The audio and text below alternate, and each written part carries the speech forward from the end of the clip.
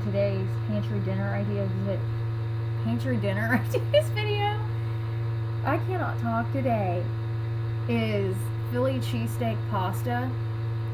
I filmed a clip of the ingredients and browning up the shaved steak, and I do not know what happened to that clip.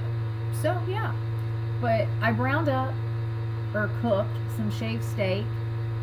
After that was cooked, I removed it from the pan, added in 2 tablespoons of butter, and while that was melting, I was stirring some bow tie pasta because I had that cooking on the back burner. But after that butter melted, I added in 1 small onion and 1 bell pepper, and I let that cook until it was soft. Then after that, and I used the equivalent of 1 bell pepper, even though I dumped it out of this bag of the bell peppers that we had frozen, because I didn't have any fresh this day. So yeah, that's what I did. And it didn't really take much longer to cook than it would have had it been fresh, because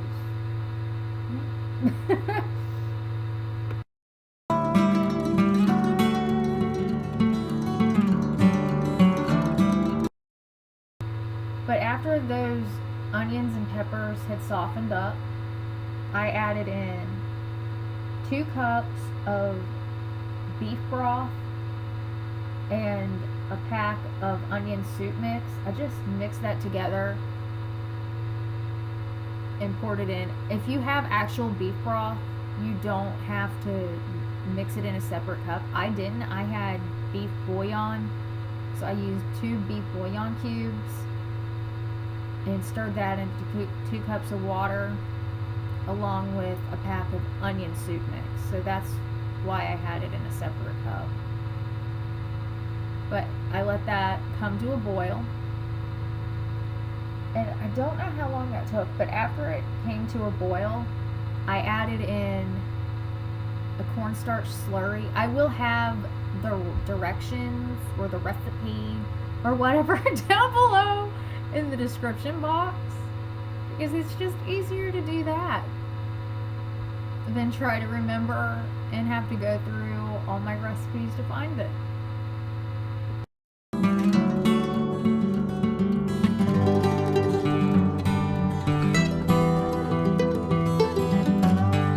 But after it's thickened up, this is what it should look like.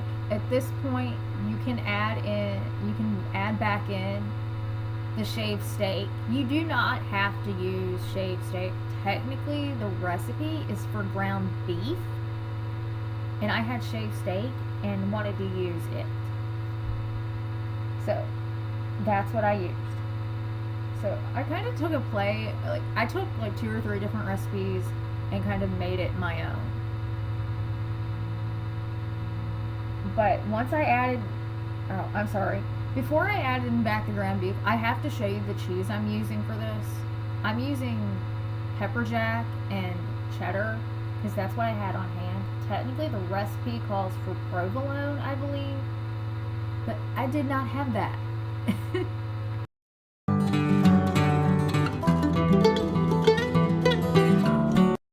Okay, so I added back in the shaved steak, cut that up into a little bit tinier pieces than it was already in. After I mixed that around a little bit, I did add in the cooked and drained pasta, and I did save some of the pasta water just in case I did have to thin this out a little bit. I didn't actually end up having to do that. So yeah, but it's always a good idea to save a little bit of your pasta water just in case you might have to do that, because you never know. I've learned that through years of cooking that sometimes you have to add some in and other times you don't, and it's perfectly fine. But after I got all of that stirred together, I topped it with my pepper jack and my cheddar. I used 5 slices of each. Oh, and in this case, I did have to use a little bit of pasta water. I did not remember having to do that. So I'm actually watching this and filming this voiceover while I'm watching the clips. Yeah, okay. But after I did that, I'm topping it with, I think it started with 4 slices of each, and then I ended up going in and adding an extra slice because it just was not enough cheese. But I placed a lid on this and let it melt, and after it melted, I stirred it in all together into the pasta dish, and I will show you what it looks like.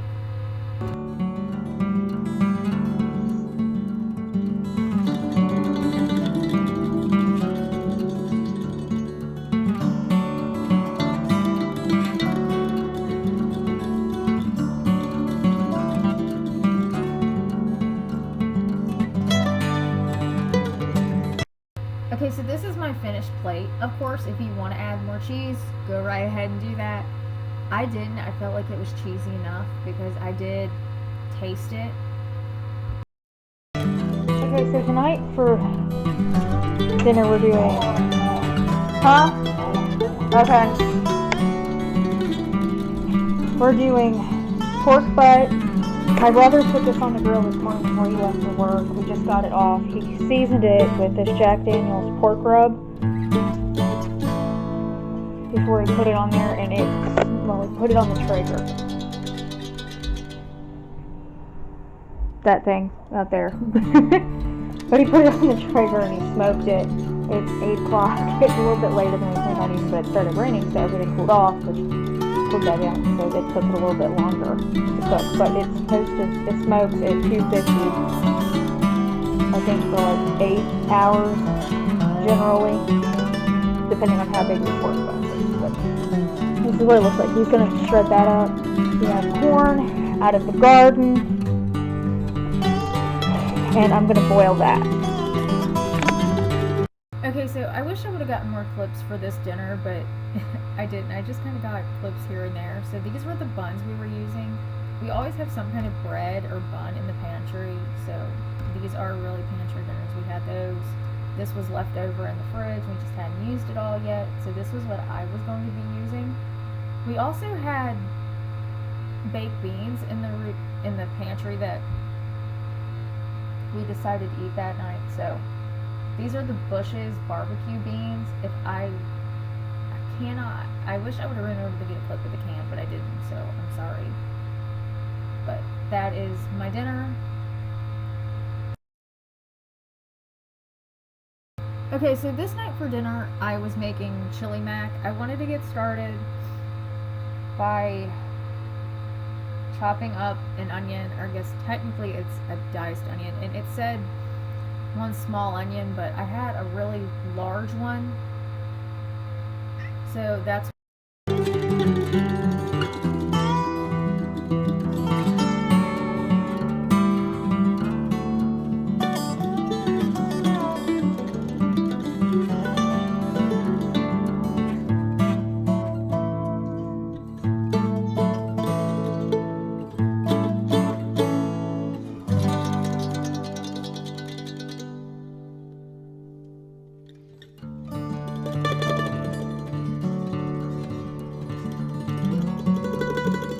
I just used my meat masher to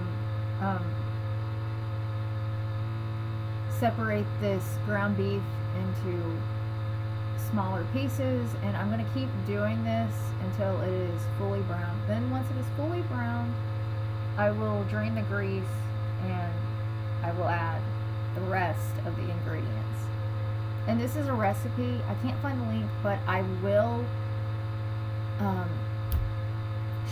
type it down below. And this is a really good hack for removing grease if you don't want to have to dump the grease out of the pan. Just use a paper towel to soak it up.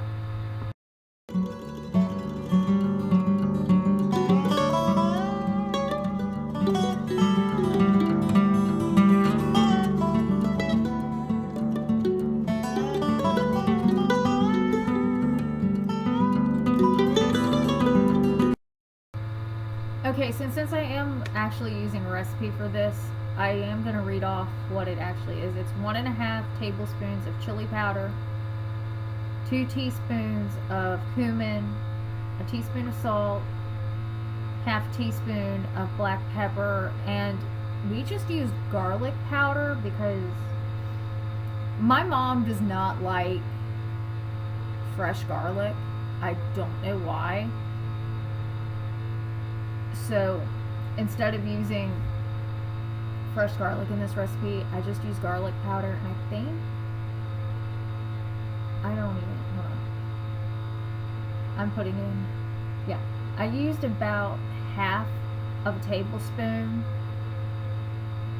Me trying to get all the spices off. I'm just that person. If you're that way too, let me know. And then after I get in all the spices, you stir that around a little bit and let them brown. Or like cook for a little bit. It's only like 30 seconds that you actually do that. Then you can start adding in liquid ingredients. And I will admit, I didn't measure the salt and the pepper in this. I just kind of shook in there what I thought looked right. So yeah, I don't measure salt and pepper. Okay, so now I'm going to start adding in, well, now I'm going to let that cook for 30 seconds. And then I'm going to start adding in like the liquid ingredients. And it says 3 8-ounce cans of tomato sauce. I didn't use 3 8-ounce cans of tomato sauce. I had a pint of homemade tomato sauce that we had canned. And I just used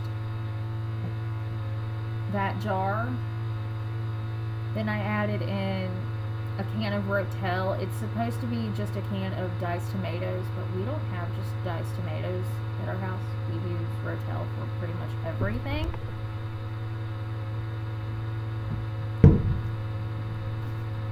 Then, I'm sorry if you heard that. I don't know what that was. It sounded like the neighbor shooting or blowing something up. I'm sorry if you heard that, and you probably did. So, then I added in a can of kidney beans. It technically calls for 2 cans of black beans, but my brother is not a big fan of beans, so we just use 1 can of kidney beans.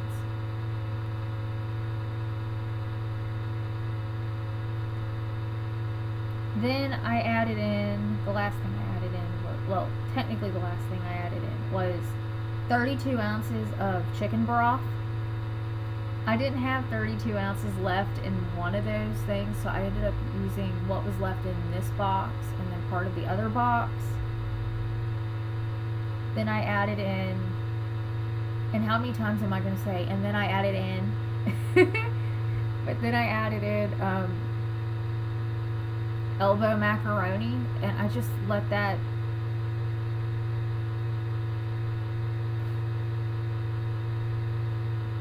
come to a simmer.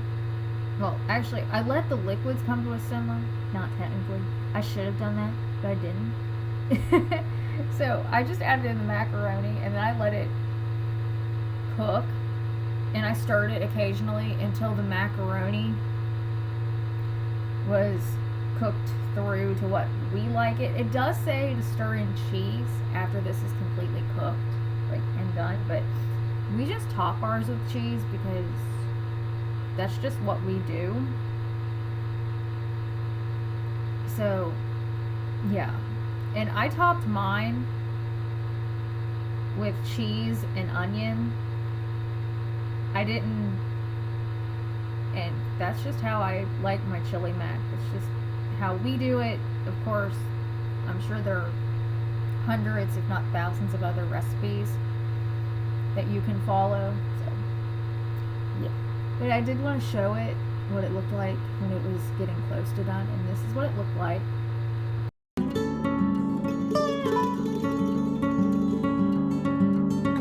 And then this is what it looks like when you serve it up.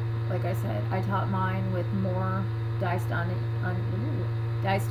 and shredded cheese. So That's it for these 3 pantry dinner ideas. If you like this video, give it a thumbs up. If you've not done so already, hit the red subscribe button down below. Other than that, thank you for watching, and I will see you in my next video. Bye-bye.